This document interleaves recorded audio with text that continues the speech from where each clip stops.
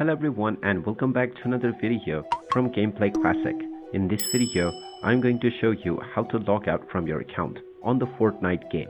So let's get started right away. Now if you wish to log out from your account within the Fortnite game, then you will need to log out from the Epic Games Launcher application. So just open up the Epic Games Launcher app on your device first, and once you open it up, you will directly be taken into your account, into the store page from which you can quick launch any game. Now if you wish to log out from Fortnite, just click on the account icon at the top right corner and then click on the sign out button. Once you click on sign out, this will log you out from your account on the Epic Games app right away. And after this, when you open up Fortnite, you will be able to play within the offline mode. And there you have it.